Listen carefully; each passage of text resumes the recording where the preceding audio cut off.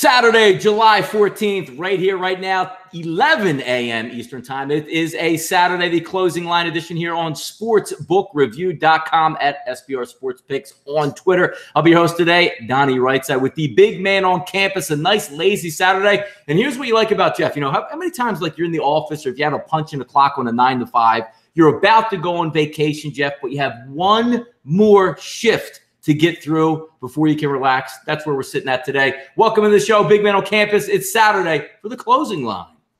Thank you, Donnie. Yep, welcome into everyone out there listening. Keep in mind, last show before we go on a little bit of a break. We'll be off next week, Monday through Thursday. We'll be back next Friday as we take on the second half of the baseball season.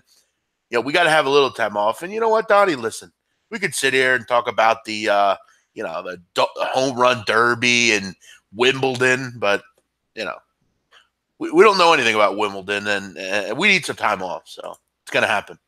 No, I completely agree, and we'll have some fun. But hey, there's some money to be made out there on the base pass today. A full card, double headers. Even have a nice early start today, Jeff. A 12:35 start with the red hot Pittsburgh Pirates. Who would ever have thought that? Seem to be able to jump on teams in the first couple innings and hold on for dear life as they close down the stretch. But we'll get into that and more just a little bit. A lot of stuff going on. Also, Jeff, you have a World Cup, I don't even know what to call it, the third place game, I guess. I don't know how excited you are to get involved in that, but I do see it's at halftime, and that is is it 1-0 Belgium, Jeff? 1-0, yep. It's a bronze medal basically game, third place game. Belgium's leading, and Belgium has been dominating England in the first half. A lot of possession. Probably should add 2 or 3, but they'll take one. They'll take the lead, and they are the better team right now in this match. So I would be very surprised if Belgium don't win. But obviously the big one is tomorrow between Croatia and France. Welcome into a couple of people out there. Got a lot of people listening already. Feel free, hit the like button. Let us know you're out there. Trenton, Bob, Nebraska knows some stuff. Interesting name. Adam, Brian, Big Man and Donnie, thanks for all the info you hand out. Yanks lost, but came back with the Cubbies. Yes, that was a big win last night, Donnie, for the Cubs. That over. It was 3-3 for like ever. Padres score. Then you're thinking, all right, Cubs, give me one. Give me one in the top of the 9. Get this one tied up. We get an automatic winner because we're sitting on 8.5. You got to love those 8.5 totals, Donnie, because all you need is 4 apiece. Yeah. Yep. And how about Anthony Rizzo on a 3-2 count, hits it into the gap. Jason Hayward galloping around, gets home, tie game, over win. Yeah, and how about a freak, a game-winning score by the Cubs? Steal second base, head to third base, the center fielder muffs it, and you turn the corner around home. So nice win for the Cubbies there on the road. Nice public win there. Hey, look, they're going to win more than half the time when you do get down to it, Jeff. And if anybody cares out there, Wimbledon yesterday, some long-ass match was on my TV. I couldn't believe how long it was. I'm pretty sure ESPN was upset it went that long because PTI probably triples the ratings than Wimbledon gets. I wake up today, I see a game, or a match, I should say, I guess that's the right words, that was suspended yesterday because the British don't let you play past 11 o'clock. You must get to bed for your cookies and your tea and wake up in the morning. I can't even believe that's even a real thing, Jeff, an 11 p.m. curfew on a major sports event. Can you imagine, Jeff, if we're going to overtime in the Super Bowl and they took a timeout in Minneapolis between the Eagles and New England Patriots and said, it's too late at night. We'll be back tomorrow to finish this Super Bowl. I don't know what was worse, that breakdown or that accent. What the hell was that? Was it a French guy, Donnie? Tea and crumpets here on the East Coast. And by the way, look, I'm all about changing stuff. I think soccer should be 45 minutes. Once you get to extras in tennis, Jeff, you should serve underhand, Jeff. So the other guy can actually put the ball back in play. That is a ridiculous sport that's going to allow you to go 25 sets because nobody can return a serve. That's egregious. Underhand serves in tennis, much better game. Yeah, look, I don't know shit about tennis.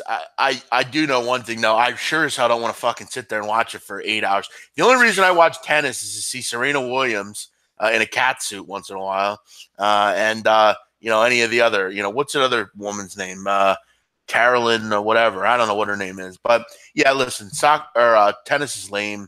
I've always thought that. But Yeah, the British accent, Donnie, needs major work. Or maybe if you serve, Jeff, maybe you have to be an extra 150 feet back when you serve, so the other guy actually has a chance. Stuff evolves over the years, as we've seen, Jeff. I'm pretty sure, like 1940, guys were serving like 50 miles an hour. I'm not too sure it was designed to keep the pace of play the same and have guys serve like 150 miles an hour. Make the court bigger then. I mean, serving is ridiculous in tennis. I can't even believe it even has probably does like a 0.1 on ESPN, Wimbledon. Awful sport, man. Yeah, tennis sucks. What else do we have here? Let's get into the card. I mean, a lot of games today. There are a lot of things going on today. A lot of events. You got the World Cup third place game. You got the game tomorrow. If you're into this, you got NASCAR later tonight under the lights, Kentucky. That should be a fun race. Summer League, the winners bracket gets going today. Yesterday in the consolation bracket wasn't easy. A lot of people sitting out, but we move on to the winners bracket today. Got that going on. Got MLB. Got CFL if you're into that. All sorts of niche sports going on today. Donnie, you got a little WNBA as well. If you bet that, I don't bet WNBA really. Let's get into the card, Donnie. You want to start out here? What do you think? Yeah, one more quick thing. Meadowlands open today, Jeff. You saw the pictures out there. The godfather of sports gambling in the state of New Jersey is Ray Lesniak. When everybody laughed about 6, 7, 8 years ago, he was the single guy, Jeff, on the front line trying to push for sports gambling, and everybody just laughed it off. He eventually got it on the bill for the state. It passed, and here we are today with that man placing wagers, Jeff. And by the way, his first wager placed at Monmouth, France, to win the World Cup. How about that? When did he bet that? Today? No, back when the Monmouth opened up a couple weeks ago. Yeah. That's a good call by Lesniak. What a sharp bet. Who told him to bet that? I don't know, man. Hey, look, Jeff, he's tied in from day one. I'm sure he knows some syndicates out there that helped him out with that information. Usually, like, they bet, like, the Phillies or some game on. Local. This guy bets France to win the World Cup. What a freak. Yeah. Wow. But the only downfall for my man Ray, which I loved him all the step of the way, he was wearing a Giants hat there at the Meadowlands, so not really sure he understands the game of American football, but pretty good in soccer. Wow. I mean, look, he's from the area. I mean, what are you going to do? Jersey, I know. Yeah. I'm just that's pretty impressive. If they're able to win, that's pretty impressive that he was able to pick that one out. Now, Jeff, being in the I guess Congress and being a senator from the state of New Jersey, can you keep the proceeds, Jeff? Or are you even allowed to gamble now that it's state run? Interesting. I'm pretty sure you can keep. I mean, it's his bet. I mean, yeah. I mean, that's probably a pretty nice pat. He probably got like 8, 9 to 1, 7, 8 to 1.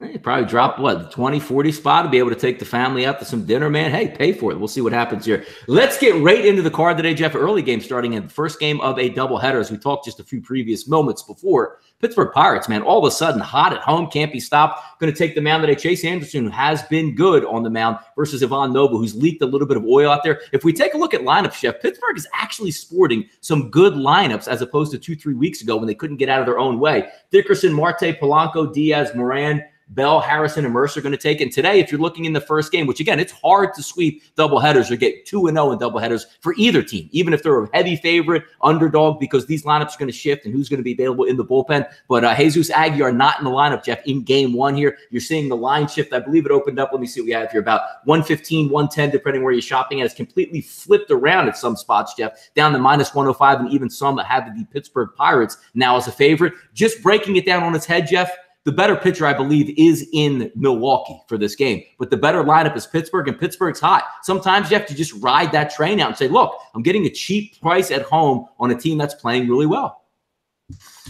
Yeah, I mean, in the first game, though, with Nova, I mean, he's coming off a good start and then a bad start the start before. I don't know. I can't figure out the Brewers anymore. They've been a tough team to back. You kind of like them the last couple nights, and if they let you down. Pittsburgh starting to get out of the doldrums, back to kind of how they were playing in the first, month or so of the season. It's a pass for me. I don't have much in this game. I kind of like Chase Anderson. Chase Anderson's been terrific lately. I think he's given up 2 runs over his last 17 innings. It's been impressive stuff for Chase. But, Nova, I don't generally like the bet against either. So this is a pass for me. Yeah, actually, we'll hit the doubleheader game right here. Let me just bring up a couple stats up here. Holmes versus Suter, Jeff, 50-50 bet split in that second game. You're going to want to see who those lineups are. And again, who's going to see if somebody gets burned out of the bullpen, not going to be available in game two. You see it quite a bit. Now, it looks like, obviously, with the lineups that are coming out, you do get an extra man in your bullpen on the days that you do have a doubleheader. But also a little bit of gamesmanship here, Jeff, by the Milwaukee Brewers, throwing Junior Gurr on the DL and also Thames on the DL as well. Sort of doing that. Yeah, they're hurt, maybe not hurt with a pitcher. You get a couple extra bullpen arms that you could possibly bring up for the rest of the weekend. So a little bit of shenanigans there. You saw it also with Albert Pujols now going to the National League in a National League environment, smokes 2 home runs, and all of a sudden his knee is puffy and can't make it through a game in the National League because they can't put him in the field. So he's useless on the bench at that point. So they go ahead and DL him. So we'll see how that plays out in game two. But Suter's going to come in here as the favorite, Jeff, minus 133, minus 135. It opens up. But that one backed up a little bit to minus 123. Suter coming off the DL, Jeff. We know all the time, like, hey, man, be careful, guys, coming off the DL. It's not an extended stay, only about a week and a half that he was on it there. But Holmes, not the greatest pitcher coming up, does have some decent numbers in AAA, but not so great numbers, I believe, here in Major League Baseball through. I don't even know if he's had a start, maybe one start, but only a couple of innings in Major League action. That should be one to keep an eye on and keep on some lineups there in game two. Yeah, Clay Holmes, the right-hander out of Dothan, Alabama, had some good numbers in AAA, but obviously this is a bit different. And Suter's been very good in his career against the Pittsburgh Pirates. Over 8 starts. He's got an ERA of 1.8, 14 strikeouts. He's done a nice job with them over the years against the Pirates. But again, I'm not one to bet on a doubleheader before I know the outcome of the first game. There's nothing more irritating, Donnie, in baseball than a starter you take to pitch a game, and then the next day he goes on the DL. It's kind of like, what the fuck? Like, you didn't know that before. You couldn't keep him off the mound, and I could have saved some of my money. But, again, I know this happened during the game sometimes. This is a tough one. I'm not interested in either of these games. I don't know what the outcome is for the first, so I'm not interested in this. I think the first one's pretty much a toss-up. And again, I'm leaning towards the hot Pirates in that one. If the Pirates pull off another one, depending, again, like maybe Vasquez, the closer, comes in, Jeff, per se, for the Bucks in the first game. Maybe he has to throw 15 or 20 pitches, and he's not available for game two. Those are big, but it seems like Pittsburgh's been getting after the lead, Jeff, and holding on versus the Milwaukee Brewers. Be nice to get a little bit of early offense, but we've seen teams, Jeff, go in funks. Seems like the Milwaukee Brewers striking out a ton. And I'm not so sure, like you say, oh, man, Eric Thames is out of the lineup. He's going to be on the DL here. I'm not so sure that's actually not a good thing for the Brewers because he's not seeing the baseball very well. But again, doubleheaders are hard. Typically get a split. Like to see who's going to be in that first game. Now, let me ask you a question, though, Jeff. Let's just say in the first game, the Milwaukee Brewers win. Are you more likely to take Pittsburgh in game two, even though you know that, young kid, AAA kid's going to be on the mound and say, well, it's just hard to win too. But do you factor in, because I'm not the same way. If I see the team win game one and I still like the advantage in matchups in game two with a solid lineup, I'll go ahead and ride it, even though I know it's hard to win, or should I say sweep a doubleheader. Yeah, I would agree with you. I do the same thing. I mean, I'm just not going to just bet the other side because the first team won, even though I have an advantage. Yeah, I agree with you on that. I would stick with my guns there. Generally, it's half and half, both win, one win, one lose. But yeah, I agree with you on that. You got to stick with your guns on it. Next up, Jeff, Arizona and Atlanta. Last night, I did pull home a loser last night, Jeff. Atlanta had the lead after 5, gave it up 2-1. A quirky game, a little bit of rain. But the one disappointing thing for me, Jeff, is the Atlanta bats just didn't come to play. Godley pitched last night, was barely even throwing the ball in the zone, and the Braves were almost reminded me like a Phillies game last year where no matter what happened, there was just an awful plate approach the whole game. 2-1 they go down, but it wasn't too bad, juice, minus 135. And it just didn't work out. If we take a look today, Jeff Greinke in pretty good form, giving up 2 earned runs in his past 2 starts. Before that, Jeff, pitching back-to-back shutouts, so he comes in good form here. Newcomb, can't say the same. A talented young guy lefty on the mound, but has struggled a bit coming into this one. Line opens up right about a pick 'em, minus 109, minus 110 in the favor of the home team here, the Atlanta Braves. But some money looks like is coming in on Zach Greinke and the road team of the Diamondbacks. 62% of the wagers coming in here. Would like to get a look at some lineups here, but it's just hard to fathom. And Atlanta's given you so many good at-bats over the year. Came down last night. You wouldn't think it would be 2 games in a row. Zach Greinke more of a fastball pitcher, so you would think they'd be able to get a little bit more advantages than they just couldn't find the breaking ball pitch yesterday. But an interesting one, Jeff. When you bet, let me just ask you a question on this one too. Arizona Diamondbacks come into the game. You know what excites me the most, Jeff? Like maybe Goldschmidt, is going to hit out of the 2 spot. Maybe John Jay can give you something. Pollock's in the lineup. But isn't it nice, Jeff, to have a pitcher in the 9 hole that if you forget about getting a base hit. put the ball in play if there's a guy on third, a guy on first, or a guy on second to move the runner. Zach Greinke is like a miracle worker as a pitcher at the plate, Jeff. Yeah, he's always been very good at the plate.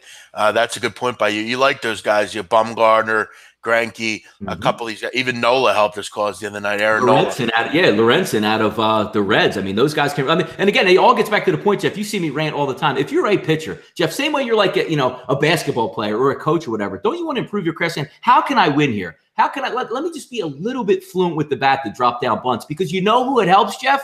You as the pitcher. Good for Greinke. No, you're totally right. This game, I like Arizona here. I like what Greinke obviously does, but I mean, you look at Newcomb lately. I mean, Newcomb's really been struggling over his last, 5 or 6 starts. I mean, he just cannot keep the ball, out of. He's giving up a lot of home runs, serving up a lot of home runs. He's been battered lately. I don't really trust Newcomb right now. It doesn't look good lately. I would go with Arizona here, playing pretty well. Greinke's obviously been very good all season. I give the slight edge to Arizona, especially with that bullpen as well. You always got to like Arizona's bullpen late in games, one of the best in baseball. Opponents only hitting 239 this year against Arizona. The pitch has been good. I think the lineup will do enough to score some runs. Against left-handers this year, 20-14, 4.2 runs a game. So done pretty good against the left-hander. I'll go with Arizona. I like this play. All right, so we'll keep it moving here as we go down the list. Right in order, Jeff, 955, 956. Castillo's going to be on the mound. Nice win by Cincinnati. I can't say it enough, Jeff. We've done a lot of shows together. If you get those bats rolling for the Reds, sometimes it doesn't even matter who's pitching. And how about I don't even want to say coming out party, the rejuvenation. How about the steal of the year maybe in the trade deadline, Jeff? Trading Mesoraco to the Mets, getting Matt Harvey back just to say, what the hell do we even have here? He's been really good over the past month and a half and leads them to yet another victory. They'll try it again today. Castillo and Flaherty on the mound. Hey, 60% are going to back the home team here. Cardinals, what's up? That Billy Hamilton catch was ridiculous. That was I don't know if you saw it. That was one of the best. Yeah, that was one of the best catches I've seen in a while. He's a hell of a player, that kid. I mean, he's not a great batter, but I mean, the outfield, he's very good. No, and that's why they hide him down in the 9 hole most of the time. They usually bat the pitcher 8th and put him in the 9th because anything you get out of him is fine at the plate. If there's a guy on like second or third, he's usually not going to get the hit. But if he somehow finds his way on base, Jeff, he's usually good to get to second base and get a guy in center in runner's position. But he is very good in center field. There's no question. If you're asking me stuff like, how like the Buxton kid out of Minnesota, give me Billy Hamilton all day over Buxton because Buxton can't even figure out how to get on base at all whatsoever. So at least Hamilton's coming. It's a shame though, because you look at a guy like D. Gordon, kind of a similar player, but obviously he plays in the infield. You wish he could be a little bit more like D. Gordon. God. Get on base. If you get on base, he's going to steal. I mean, he's too fast. That's a shame. He's a great outfielder for sure. Yeah, no, minus 140 in this game. Jeff opened up about 135. And look, Flaherty hasn't been that great coming in. Nice little young pitcher there. Castillo, we know, has a live arm at that point. But again, it comes down to the point, Jeff. Plus 126, plus 128. You're getting Cincinnati as a dog. If they throw a decent lineup like they do typically every single night, they're going to be in it.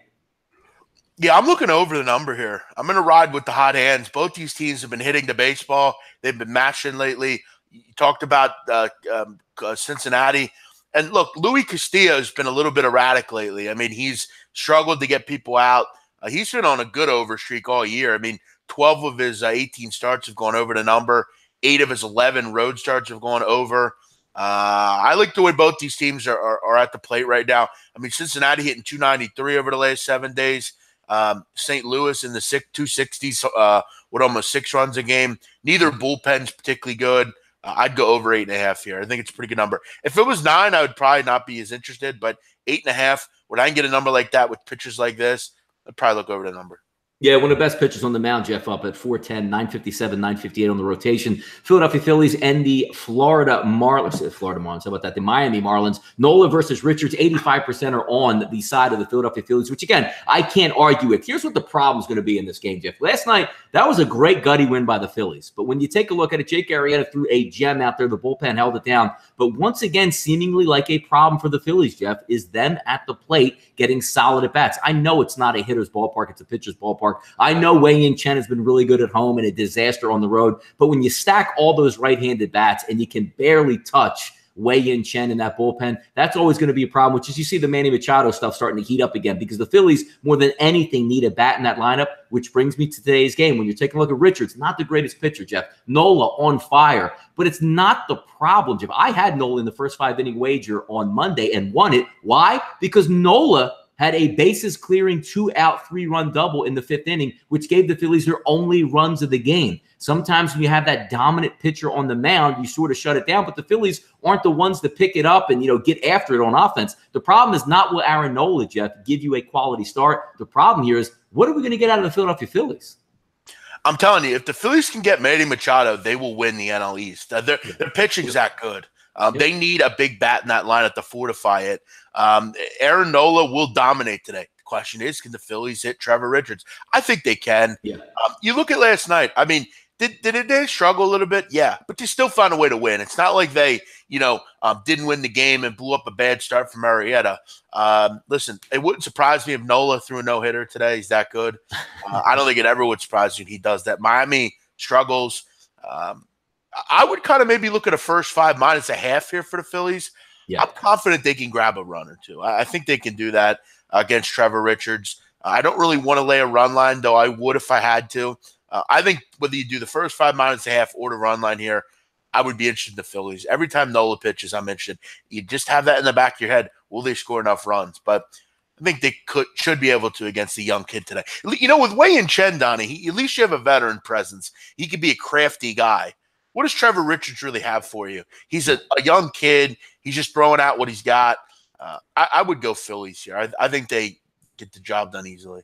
No, in this game, it would be Phillies or nothing because if we talked yesterday, Jeff, I didn't have a wager on the game, but last night, that should have been the Marlins game to win in the series with a tired Phillies ball club coming to town, a full, healthy, ready-to-go rotation, and also 1 through 8 for the Marlins. They didn't get it done yesterday. They didn't even score a run, and now you say, well, Aaron Nola's coming up, Jeff, and Aaron Nola dominates, Jeff, in one of the most hitter-friendly ballparks in the league in Philadelphia. Now he's going into a big cavernous cave down there. Good luck stringing together, 3-4 hits in an inning to try to score off of Aaron Nola. We'll see what some lineups come out to be, but I agree with you there, Jeff. What are we looking at line-wise? And again, opens up at 177, 180. You can now get it intertops, Jeff. Minus 165 Dimes actually showing a minus 158. So if we're looking at that first 5 run line, which I do agree with you, there is a pretty good way to go. Just saying, you know what? I'll take these pitchers straight up head to head, and the Phillies should be able to tack on maybe 2 to 3 runs over the first 5 innings. Seems like a decent wager, but that's probably what are you looking at? Maybe 125 in that area, Jeff? 130 maybe? On the first 5 run line, something like that. So you're not going to pay a lot of juice to get that, but I think that might be the better way to go because if you see Aaron Nola, Jeff, go 7 innings and give up 1 earned run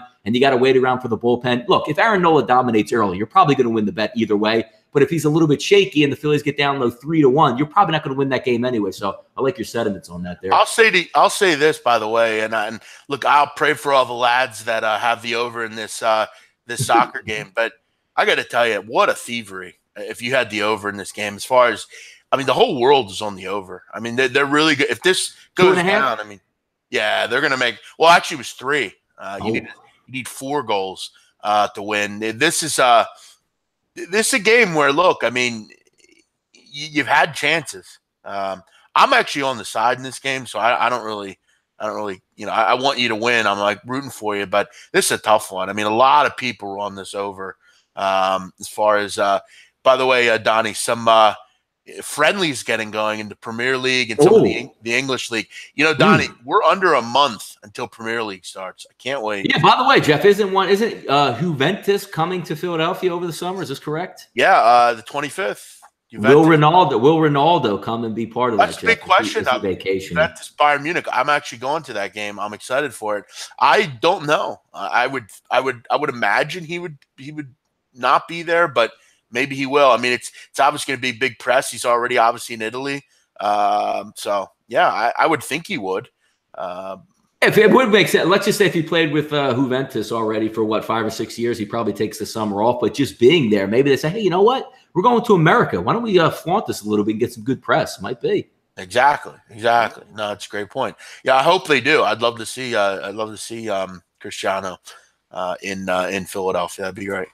Jeff, 959, 960, Washington and the Mets. And I'm a little bit surprised here. I like the form that Zach Wheeler's been in over the past couple weeks there, especially at home. Now, he hasn't picked up the wins because that bullpen has just been dreck for the Mets. But getting back to it today, Jeff, Voth is on the mound, and Voth is taking money. They actually opened up as a slight favorite, Jeff, minus 111, minus 115. But now Chris sitting at minus 116, and 60% of the bets on the road team here, Nationals, which seemingly can't get out of their way with the kid that's been brought up, I believe, 4 times this year, Jeff, but hasn't seen any action in Major League Baseball, but will take the mound for a start against a pretty decent pitcher. I mean, I'm just, hey, look, I don't know if I'm going to be on this game, but people just say, are we just saying like, hey, look, the Nationals lineup looks really good all the time on paper. I'm going to roll with it. I mean, Austin Voth is a favorite. I mean, yes. Explain that. We could try to like beat around the bush, but I mean, Austin Voth has been dreadful in AAA, let alone the major leagues. I mean, you look at his AAA numbers. Well, actually, his AA numbers last year. AA Harrisburg, 288 average against. AAA Syracuse, 310. I mean, this guy blows. What the hell is he doing up here, and why is he a favorite? Zach Wheeler's been good. Listen, it sucks because I wish it was someone other than the Mets facing Voth, because I would hit their team total. But I get a feeling Zach Wheeler's going to obviously pitch well today. Over might be pretty good here. Austin Voth may give up some runs, and I know people are generally not interested in taking the Mets on any kind of total. I mean, it's up to 9, though, which is kind of a big stretch. Yeah, listen, the Mets are an underdog against to Voth. Even the Mets are worthy of winning a game once in a while. I think they'll win this game, but it won't be a game I'm betting. Yeah, last 3 starts there on the 21st, 26th, and the 1st. Like the last time, Jeff, he's thrown a full game was the 1st of the month down in AAA. So he's actually been off for a good 2 weeks. And I don't know if that's actually a good thing because pitchers are used to getting on the mound every 5th day. He did have 3 straight good starts, 6 innings, 7 innings, 7 innings, 1 earned run, 1 earned run, 1 earned run in his last 3 AAA starts. But again, he's been off for a couple weeks. And has he even been in let me just check his game log here in the major leagues. Has he been in lately, Jeff, in the majors? No. Oh, so he's going to go, 2 weeks and then just go out and say, hey, let's make my major league debut and on the away team there. So that's an interesting one. But I always find that, circumstantial when you say he's actually taking on money because he was as high as like 121 early today. Looks like it's coming back there. But, Jeff, I got to say one thing about the Mets in the second half. I'm actually intrigued if you can find a little bit of value if Cespedes ever comes back and some of the other guys get healthy off the DL. The one thing I've liked over the past 2 weeks, Jeff, which is hard to say about the Mets, Nimmo came off the DL, and he was atrocious after raking before that. Looks like he's settling in. Ahmad Rosario, never thought I would say this, over the past couple weeks, looks like a double and a triples machine this week. Maybe they might be able to find some value late in the second half. DeGrom on the mound, Syndergaard on the mound, Wheeler on the mound, depending if he gets traded there. But I sort of like the prospects of the Mets just from a betting standpoint because I think you might get some value second half on them. No, I agree with you on that. You're right on it. By the way, if you guys are interested, if anyone out there has the ability to bet on Liverpool and Bury Football Club, I'm on Liverpool. I'm taking them live here, minus 150. They'll score a goal or 2 against Bury Football Club. Bury's one of the worst teams in League One, I believe. Take Liverpool if you can live. I'm on them right now. Jeff, by the way, with England, are we? How come we're not seeing any like live pub, shots where they're throwing beers around? They give up? Are they back at Wimbledon now? Is it thought like nobody cares about soccer anymore? That's a good point. Yeah, they're not. There's no live feeds from Hyde Park or Newcastle. No, I don't know what's going on. We haven't been seeing it many. I guess I thought it was coming home. It's not. Maybe, hey, the team's coming home. Hey, Jeff, now, if they take 3rd place, can they say, like, look, we went there to bring home something and maybe, like, it's a 3rd place win? So it's nice to say, Jeff, you did win your last game at the World Cup because a lot of the times that means you are the champion, correct? Yeah, and again, I know Donnie's breaking balls, but I will say, I mean, the fact that they got this far is pretty impressive. This is a team that is very young. There wasn't a lot to really get excited about, that no one liked the manager. I'll tell you right now, again, I've said this, when the 2022 odds come out, I'll be betting England. I think they're much a favorite to do something very good in the next World Cup. They're very young. They'll have that team. Again, they're upset, and I know they're pissed off, but they've honored their country. I know. Jeff, by the way, looking at the, I think we all won in the World Cup. Like, it would have been, if the United States was in, obviously there'd be a lot more peak activity and, the United States would be more tuned in. But I think we all won, Jeff, that we didn't have to hear the chant, I believe that we will win. Isn't that just an automatic win when the U.S. doesn't play? We don't have to hear that nonsense chant? Yeah, it's stupid because they never win. Next up, Jeff, 961, 962. Hey, 10 o'clock tonight. Looks like you're going to be gambling. Hey, if you're down in Atlantic City, Jeff, you can get a nice dinner in, maybe sit at the blackjack table. Place a wager on Hendricks and Perdomo. Two pitchers not in the best shape at this point. Perdomo, he's just out there to get rocked, it seems like, nightly, Jeff. Hendricks, I think you called it last year, I want to say, on a couple shows, that just not really a believer in this guy, and you're waiting him to fall off the table. Hasn't had that great a year, but look at this, Jeff. He's a 185 favorite on the road in San Diego, Jeff. Is there value on the Padres tonight? I can't see much of it. I mean, Perdomo's been dreadful. Yeah. Perdomo looks like the independent league pitcher that was pitching for the Lancaster Barnstormers. Yeah, I'm good on Perdomo. But again, Hendricks is kind of fell off as well, but Hendricks off of a complete game. So I mean, I'm kind of maybe I'm looking to buy on Hendricks. I still think I actually, it wasn't me that said that. I thought he was a good pitcher. I didn't think he would be able to maintain what he's done in his past, but I still think he's a pretty good pitcher. I didn't think he was an almost 4 ERA kind of guy. But I'm not looking to bet on Perdomo. I'd lean Cubs, but the line's too high. Early game, Jeff, 963, 964, Toronto and Boston. Gaviglio is going to be on the mound in the matchup against the lefty Rodriguez. Boston seemingly night after night after night wins and wins big. Last night, that streak was snapped. We'll see if they can get back in play. Today, 66%, Jeff, back in the home team here. Boston Red Sox opens up at 250, 255. Seeing a little bit of a comeback here at minus 220, minus 215 at 5 dimes. So you're getting a little bit of a lower number, but still going to pay over 2-1. Rodriguez has been good here. Gaviglio, what are you going to get from it? And if the bats come to play for Boston, I think they can probably eat this game alive. But again, it's a 2-1 game. I'm usually never involved anywhere near the scenario. You have any thoughts on this game? Over under, Jeff sits at 9.5, down from 10 on the opening line. No, I can't figure Gaviglio out whatsoever. I don't know what to do with him. I would probably lean nothing. I'm off this one. Pass. Yeah. Next, same thing with me. It's 2-1. It's easy to say, hey, Boston should win the game. Sure, they should win the game. But, hey, if it's going to take a lottery ticket, maybe Toronto bats keep it going. Last night, where they scored 13 runs against Boston. That's what it seemingly takes these days, Jeff, to beat the Boston Red Sox. Next up, good pitching matchup on the mound, name-wise at least, 965, 966. Tampa Bay and Minnesota, Jose Barrios versus Chris Archer. 55% of the tickets early, Jeff, heading towards those Minnesota Twins. If we take a look at some lines across the board, opened up at 123, 130. Now sitting in the mid 130s at Chris, Jeff, minus 136. 5 dimes, you can get it at minus 134. Barrios, the favorite in this one. Let me check a little bit of lineups since they are out right now. CJ Cron is not in the lineup today, but Wilson Ramos is for the Tampa Bay Rays. Seemingly, one of those teams that do struggle more than not at the plate, even if they're home or away. Looking at the Twins lineup here, looks like pretty much full go. Mauer, Rosario, Dozer, Escobar, Polanco in the lineup there, Jeff. Barrios at home, always tough to pass up there. But what can we get from Chris Archer? Might be getting a little bit of value here, but I don't know if he's in the best form since coming back from DL just yet here. Yeah, I agree. And I'll tell you what, this Twins team's playing good baseball. They've been really good lately, winning, what do we got, 8 of 9? They're playing good baseball, murdering the ball. Pitching's been pretty good. I like Barrios. I'm very much interested here in Minnesota. At 136-ish, I think that's a solid play. I like them at home. I like the way they're playing. Give me Minnesota. I like it.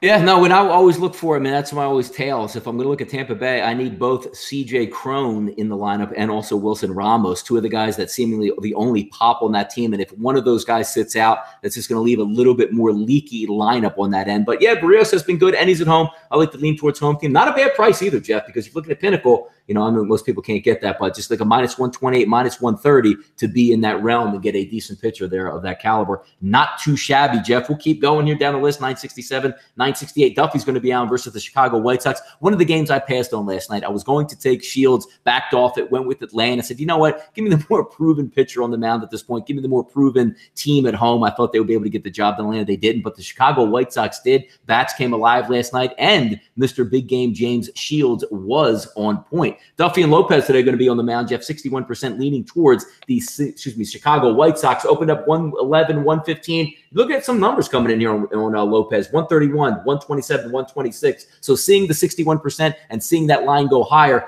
But it all comes down to this, Jeff. Duffy, it seems like he can't pitch at home, but can pitch on the road as of late. But do you want to get involved with the Kansas City Royals? Struggle at the plate, struggle in starting pitching, and have an awful bullpen. It's hard to get behind them, Jeff, even when they're a dog. Yeah, that's a nice little breakdown by you, Donnie, but I got nothing on this game. I mean, Donnie, listen. I mean, what matters more in the world, Donnie, right now?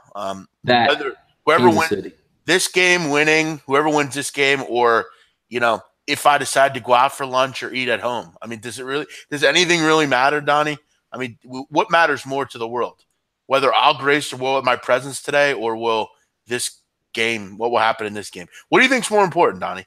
I don't know. More people, Jeff, at your shore house this weekend, or more people in the stands for the White Sox during this game? That's going to be. Well, there's actually not that many people in my shore house. It's only my sister, my mother, and I think one or two of my sister's friends. So there's not. Yeah, and that probably beats the White Sox right off the bat. By the way, Jeff, have you ever seen, like, I love the package. And I love to watch, like, the home team's broadcast, because I get a kick out of, the home team bias. And especially if you bet a game, I think everybody's the same way. If you bet a game, you always take the team's home broadcast that you bet on as opposed to the away. Yeah. But when I watch the White Sox, Jeff, like those, and live from, Guaranteed Rate Field, I was like, is this taken at like 5 a.m. in the morning? No, it's 5 minutes before first pitch, and there's like 100 people in the ballpark. How can the White Sox draw 100 people and the Cubs religiously sell out 40,000 every night? It's the same city. It's unbelievable, man. I mean, I've had much more to do than go to the White Sox games.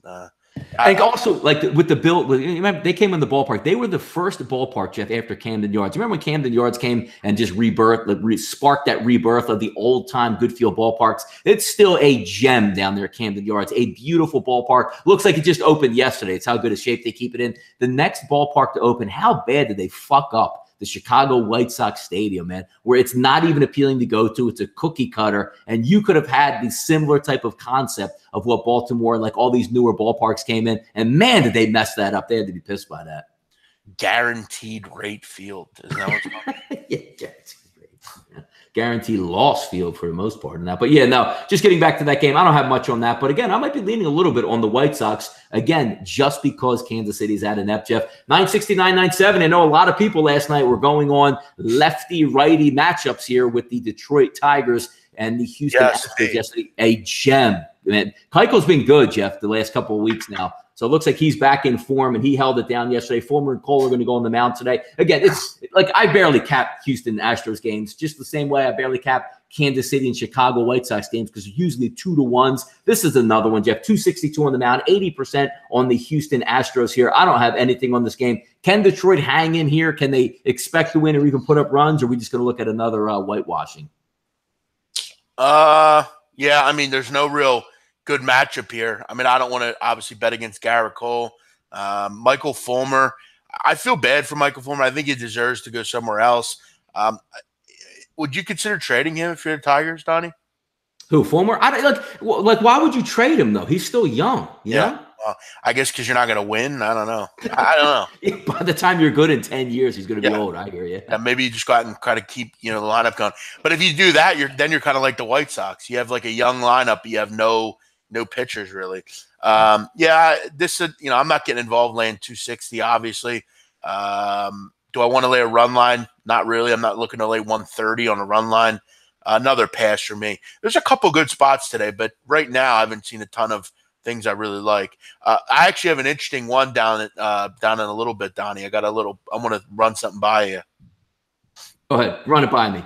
Well, it's with that. It's with one of the games on the bottom here. So I'll wait till we get there. All right, yeah, we'll keep it moving here. Texas, Baltimore, 971, 972. Perez back off the DL, the lefty. Reminds me a lot of Tyler Chatwood, Jeff. Wild, but when he hits his spots, he can be pretty good. And sometimes, Jeff, just wild enough where it keeps the batter off his, heels and not anticipating. But then again, you're going to have to take it and say, I need the Baltimore Orioles to win, which is usually a goddamn tall challenge. That's going to be Ramirez on the mound. 39% are back in the home team here, Baltimore Orioles. Line opens up roughly a pick 'em, staying at a pick 'em despite 61% on Texas. Last night, I was looking at the Texas Rangers. Like, damn it, man, it looks like I would have gave that one up there. Coming back late in that game, but Texas gets out of a jam, I believe, in the 8th inning. They hold on for the victory. But that's is Baltimore fighting and claw? When you put your money on a team, Jeff, college basketball, they usually fight and claw out there. College football, fight and claw. NFL games, Each game is so important. They fight and claw. When you have money on the Orioles and they're down 1 in the 8th inning, do you think that team gives a damn if they win that game or not at this point? No. Yeah. I mean, I think I saw. Am I correct in saying this, Day? They have 69 losses. I don't know. It's got to be something like that. It seems like it's the best part about it is the only team they beat is the Yankees. I mean, Donnie, think about this for a second. This team is on pace. Okay, we're not even at the All-Star break. Okay, so we're half the way through the season. They played 96 games. They still have another good 70 games left. They're 26 and 69. Going into the weekend, they could have 71 losses. They're 39 and a half games back. 39 and a half at the All-Star break. How fucking bad can you be? Listen, I'm a Buck Showalter fan. I like the guy. He was funny in Seinfeld. But you got to admit, Donnie, even this is pathetic. I mean, I get losing, but you've lost 70 games at the All-Star break with Manny Machado on your team. It's time to go, Buck. I'm sick of seeing this. I don't think it's Buck, though, Jeff. Like, what is he supposed to do with that team? But you've lost 70 games in the first half of the season. There's no excuse for that. I get you lose 40 or 50. 70? Does Jimmy Haslam own the Baltimore Orioles, Jeff? That's what my question is. Listen, I don't know who owns it, but it seems like everyone has fucking quit. And I get it. Dude, by the way, in that game, Jeff, last night, there was a bases loaded scenario with 2 outs, and Chris Davis came up to the plate. I think it was 5-4 at the time. And I swear to God, he put, it was one of those, you get, if you were Little League, high school. I don't even care where you played. Maybe you played Division I baseball, or maybe even in the AAA system out there in the chat box. When you get up with bases loaded, you're digging in, I'm about to rake this dude and get 3 RBIs or hit a grand slam. Jeff, his swing to hit a pop-up to shortstop was hilarious. It was almost like saying, I just hope I don't strike out and I just want to pop up here. It was amazing, man. But it's with this team, I mean, you have Adam Jones, you have Manny Machado, you have some decent players, Mark Trumbo. I mean, this team has just quit. And that is the manager's fault. You have to fix it. You have to have some sort of sign of life. This is Jeff, when you play video games back in the day, Battlefield or whatever it be, Call of Duty, you know how after the mission you get badges that come up on the screen because you had X amount of kills or a kill streak, whatever it was, Jeff. I won a game 3 weeks ago in the Baltimore Orioles. I feel like I should get a patch that I should put on my website or maybe even wear on the show that says I hit a dog winner on the Orioles, because it's that hard to do. I mean, Donnie, a case in point, I'm a prime example with the Orioles. Why is Chris Davis still up in the major leagues?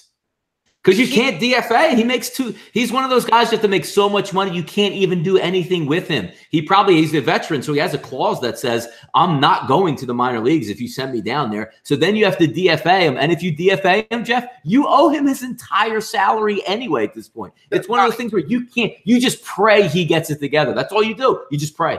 Donnie, listen to some of these numbers for Davis, okay? This is how bad Chris Davis has been.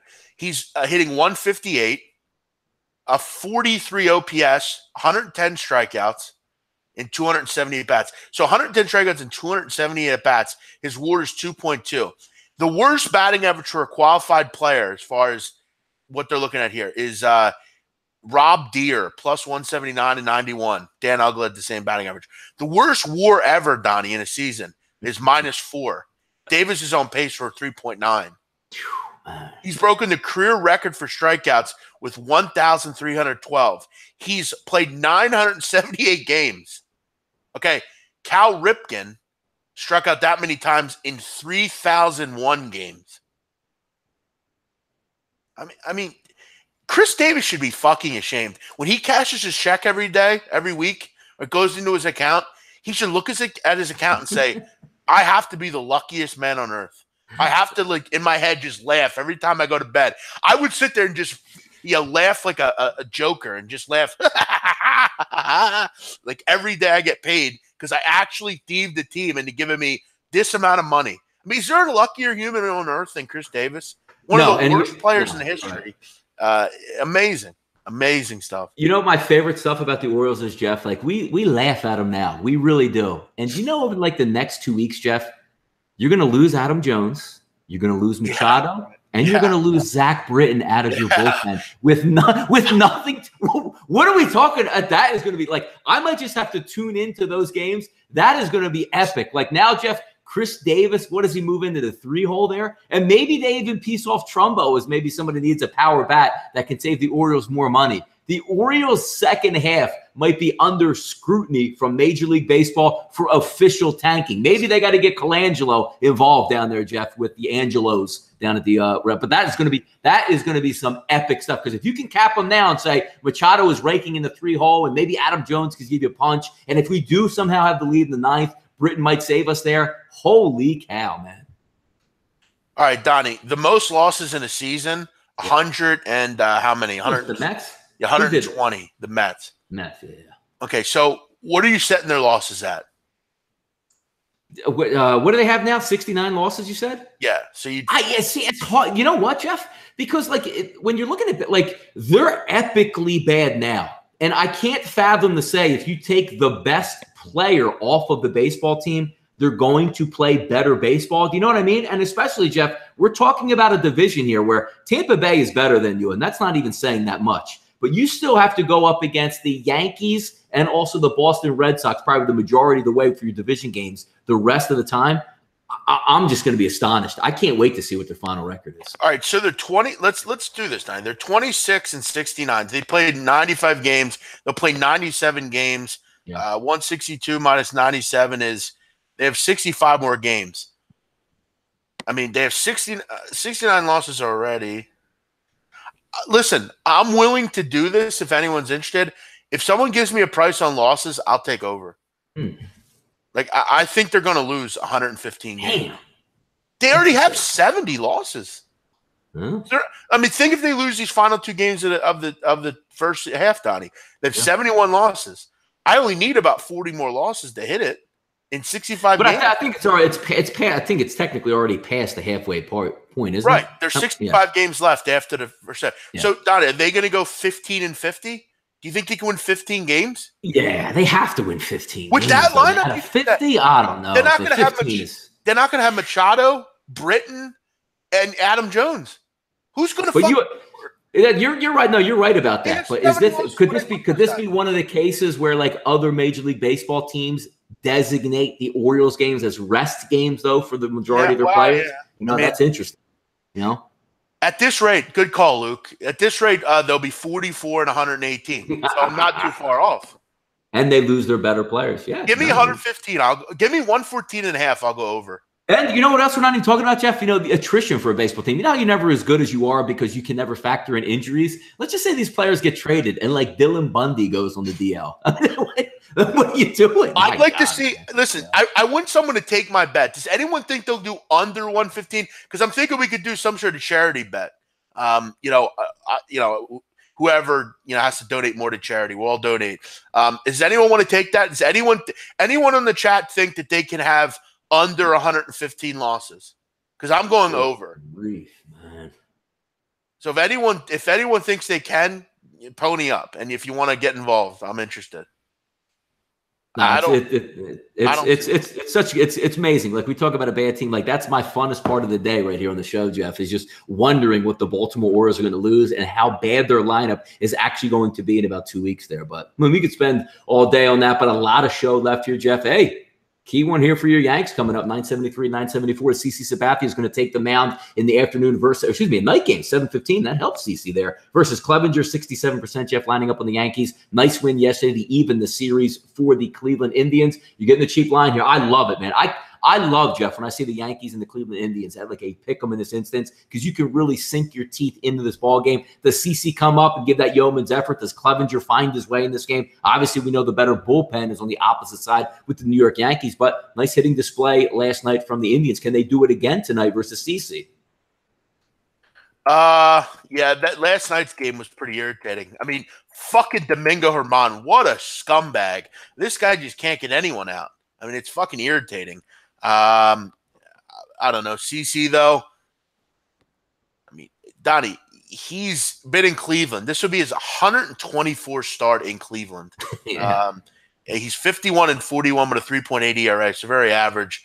As far as the Cleveland batters against Sabathia, no one with a ton of success, really, other than Jose Ramirez has been decent. Lindor, decent as well. Pass for me. This is kind of a toss-up. But in these toss-up games, I've been taking the Yankees. I just like their bullpen. Yeah. I don't think will Clevenger be as successful as Justin Bieber last night? I don't think. What's the line, Donnie? I forgot to look at it. Yeah, it's basically a pick 'em, Jeff. Yeah. 102, 108, 110. Yeah, you're getting the pick 'em either way. I'm looking at the Yankees. Like I've said, I'm going to stick with that. In a game like this, I'm looking Yankees. Though I think the over has some value here. Cleveland's good against lefties. I think we could see a pretty high scoring game here. So yeah, I would kind of lean that way, but no real opinion on this one. Max Muncy and the boys, Jeff, going to take the game tonight, 7:15, which is an earlier game out on the West Coast, 975, 976. Heaney, who's been really good, the lefty on the mound for the Angels, versus Wood, the lefty on the mound for the Dodgers. 60% of those early tickets, Jeff, coming in here on the Los Angeles Dodgers. Line opened up, Jeff. Hey, look at this, man. 165, 168. Now we're seeing down in the 130s in this one. It's been a pretty good series so far. Last night, sort of giveaway. The Cole Cal. Look, let me tell you something. Before the game, if you're going to tell me, hey, by the way, Donnie, Cole Calhoun's going to go deep twice tonight, I'm going to lock and load on the Angels, because whatever you get out of Cole, outside of a strikeout, usually is pretty good. But then again, Jeff, he giveth and he taketh away. If you watch the game, I believe it was a fly ball that was going to tie the game, overthrows the catcher by like 15 feet, and another run comes home on Max Muncy's single out to right field. So they go down in that one. But you're getting a decent number if you want to take the Dodgers at home. But something smells about this line a little bit here, Jeff. Yeah. Before we get into this game, I don't see anyone. No one thinks the Orioles can win over or win under 150 loss, have 115 losses. That's amazing. Not one person has said they want in on that. Yeah, this game. Look, I like Heaney. He's been a bit impressive, especially at the beginning of the year, but he's really struggled lately. You look at his strikeout numbers, though, Donnie. 20 strikeouts over the last 2 games. Dodgers must be patient tonight. But Wood has really kind of turned it on lately. Obviously the Dodgers at home, you obviously like them a little bit more. I mean, this line has plummeted, though, Donnie. What's the story there? Yeah, no, I guess they're just looking at maybe one of those scheduled days off that people are anticipating, since it is an afternoon game. Maybe the Dodgers sit some guys down. Seeming like Trout plays every single night. You're waiting for like the Angels, Jeff, just to sit Trout, so you might be able to take the other side. Seeming like he plays every single night. But I just think it's a battle. And look, you're also looking at a game, Jeff, where it's not a lot of travel. This isn't like we're playing in Seattle. We're not used to it. What do you go? 15 minutes down the road and you're playing in the other team's ballpark. You're sleeping in your own bed probably. So it can't be that bad of an environment. That's probably some of the line movement there. I'll tell you what, Donnie. If anyone wants to be on the I'm going to go back to this. Here's how much of a gambler I am. I'll go 200. I'll go 200 if someone wants to match. I'm going to say that the Orioles lose under 115 games. You're going to say lose under 115? I thought you said over. Yeah, I'm gonna totally flip the script. I'm going to go, if anyone wants the over, I'm in. Either way, whatever bet you want. Yeah, but then what are you even capping then? What, are you just throwing something out there? I just want to have something fun to root for. What are you, the ball? Yeah, I'm surprised you didn't say you wanted that minus 110 too. No. I just want to have some fun here. It could be the book, yeah. Damn. Yeah, is anyone interested? I'll take one player here. Anyone want to do it? Jim Bean's in. Well, Jim Bean, he's always in, yeah. But I don't know him. I've never talked to him. I think he's a troll anyway. Anyone other than Jim Bean? Okay, Justin, seriously, you just said how bad they are. Are you guys not understanding this? You're getting what you want here. But listen. If anyone's interested, let me know. Let's keep it going, Donnie. Next up, Jeff, Seattle, Colorado. Again, Colorado games, I don't see any way you can cap it. I don't see why you cap Colorado games in Coors Field. I don't see any advantage either way. I don't care if Clayton Kershaw is coming to town versus, the preferable tomato can that Colorado might run out there. We're getting another game tonight. 53% are going to lean towards Seattle in this one. Nelson Cruz will not be in the lineup all weekend long, so he will be taking a break through All-Star break. 12 is the over-under, Jeff. Nice high line there if you're going to look to take Colorado with Gray on the mound, minus 163, but it just doesn't make any sense whatsoever to me to cap a game at Coors Field. Jeff, who do you like here? You know what, Donnie? This is the game that I wanted to talk to you about. Ooh, okay. I get a feeling. Wade LeBlanc's been unreal, hasn't he? Wade LeBlanc's been good. I think he gets crushed at Coors. I don't know why. I just think this is just going to be a weird. I mean, Colorado's murder. No, you know why you have a good point on that though, Jeff. Wade LeBlanc's used to pitch in a maybe arguably the best pitcher friendly ballpark up in Seattle. Ball doesn't travel, monster field. But you know what he gets away with, Jeff? The slop breaking ball. You know that, it's a 2-1 count and he's trying to pink the corners with that 78-mile-an-hour curveball. What's the one thing that pitchers have problems with in Coors Field, Jeff? You don't understand how the ball is going to break in that light altitude. Go ahead, big man. Get it. Get after it. Yeah, I think he's going to get crushed, but I don't trust that John Gray's got it figured out either. I mean, John Gray's been a mess also. I think we see more runs in this series. Last night, we saw a lot of runs. Seattle's given up 10 or more runs over the last 2 games. They're starting to come back down to earth a little bit. I think we see a wild series here throughout the weekend. Seattle's been very good all year on the road. I think we see plenty of runs here. I'm going to go over again in this one. By the way, Donnie, Brian Manning is on. Okay, Brian Manning, good shit. All right, there we go. Brian Manning and I are on. The bet is he's going to take that the Orioles have over 115 losses. I'm going to go that they have under 115 losses. So let me jot this down on July 14th. We're going to rock with that. And by the way, Brian Manning, if you end up winning that bet, big man will do what he always does and just block you and won't pay you. I've seen it done before. No, I can't do that, man. My reputation would be destroyed. The small reputation that I have left, Donnie, would be destroyed. By the way, Donnie, I mean, we can have these fucking little lame fucks out there. I mean, who is the king of basketball? Is there a better, bigger king? I mean, seriously, get me a fucking crown, will you? I mean, but see, I have a problem with you. The only thing you bet in basketball is with emotion, so I can't take anything. I just absolutely murder college. I'm literally the only guy people come to. I mean, when you get on my level, then you can fuck with me, people. It pays to be the king. Like Omar Little said, you come with the king, you best not miss. The only difference between me and Omar is I ain't going to get – actually, I'm not going to tell you what happens to Omar because if you didn't see the show, it'll totally ruin it. Listen, you come with the king, you could try, but you're just not. You'd be more like a pauper, bro. I mean, summer league, just murdering it. That's what I do, bro. I'm just a killer. I'm a fucking warrior. I'm a killer. I'm the king ever. I'm the best ever. Remember Mike Tyson? Jeff, Sean Robertson says you are a wannabe, Jeff. What's up with that? No, he's saying the movie. No, I know. That's a great movie, Sean. I'm happy you watched it. Yeah, it's really impressive. It's a true story too. That's a really good movie. I'm glad you were able to check it. You ever see that movie, Donnie? The Wannabe? No, I didn't. What's it about? It's a true story. It's about a capper trying to get into the game. No. Talking about. It's a true story about this kid from Brooklyn. He's obsessed with like mobsters, and he like hangs around them, and he becomes like enthralled with them. That him and his girlfriend, they're like drug addicts. They rob a mob game, and it's basically they're two like Bonnie and Clyde types, and they go around and rob, run poker. It was like Anthony Bevilacqua and Sean Gismonti. Somewhat. It's really good though. It was it was a true story. It actually really happened up in Brooklyn. It's really good. It was Marty Scorsese had a hand in it. It was really good. So yeah, we'll rock with that. So Brian Manning in. I'm glad to hear it. Settle down, Satan.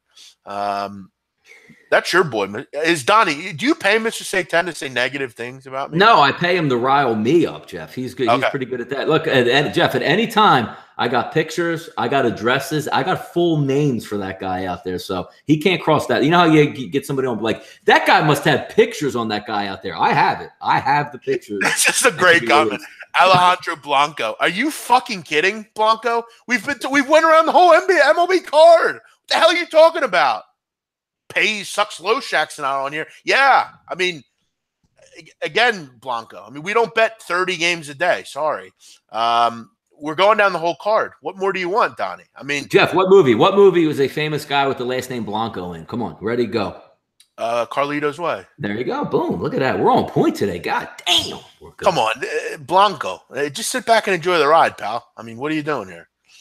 Sit back and enjoy the ride here. Hey, look at that. It comes right down to the last game, Jeff. The Shark is on the mound versus Old Man Anderson, 979, 980. Shark, Jeff, not in good form. What are we going to get out of Anderson? You saw the game last night. Nice for Bumgarner, Jeff. Looks like he's getting back into form. And again, I like that NL West. I'm looking forward to see how that closes for the rest of the season. -114, -120 it opens up, Jeff. Hovering in those teens there, only 41% backing the Shark. Chris Davis hopefully back in the lineup there for the Oakland Athletics, but maybe losing, Jeff, Jed Lowry, if you saw last night, running into the right fielder on a pop fly. He might be sitting this one out tonight. So wait for some lineups in that one. That is a late night game. So, Jeff, again, look, head to Atlantic City, Jeff, sit around, hang around, play a little PLO, and then hit the William Hill Sportsbook. Yeah, I'm not on this game. Pass. No interest in Shark and Blake or Brett Anderson. Yeah. By the way, Blanco, that he's not liking our movie references. Yeah, I guess we just sit here and break down the card. That'd be real fun, wouldn't it? If he doesn't watch out, Jeff, we're going to go over top 5 barbecue foods here for the next half hour. So be careful. I think we should. I mean, we didn't really get your list. I think we should, though. Top 5, whatever. David Hutton, Donnie, not happy with you. He says you're easily riled up. Nah, it's usually not the case. I'm usually not very easy to rile. I love sarcasm, so it's hard to really get me riled up in that end of it. Let's go into top 5 most annoying YouTube posters. I'm going to go 1, Alejandro Blanco. Number 2, say 10. Yeah, Alejandro Blanco. Number 3, Alejandro Blanco. Number 4, Alejandro Blanco. And number 5, I'm going to go down the lane and down Main Street with Alejandro Blanco. Now, see, he says, explains the UM football shirt. See, now you're not actually a college football fan because Miami doesn't go by UM. That is Michigan. Come on, man. Get it together on this. If you come at, Jeff, we say, go ahead, say. Come at what? If you say what, Jeff? Come at who? If you come to King, you best not miss. Listen, Blanco, your attempt at like sarcasm or whatever you're trying to do here, nice hairdo. Hey, Blanco, a nice name, dickhead. Fuck I like Blanco. I like the name Blanco. What's Blanco in Spanish, Jeff? White, correct? White. Yeah. Wait, there you go. Okay. Listen, Blanco, listen. Obviously, your attempt at being a tough guy in this chat hasn't worked, so beat it and fuck off, will you? Yeah. Mr. Say Ted can't hear audio. That might be a good thing for you.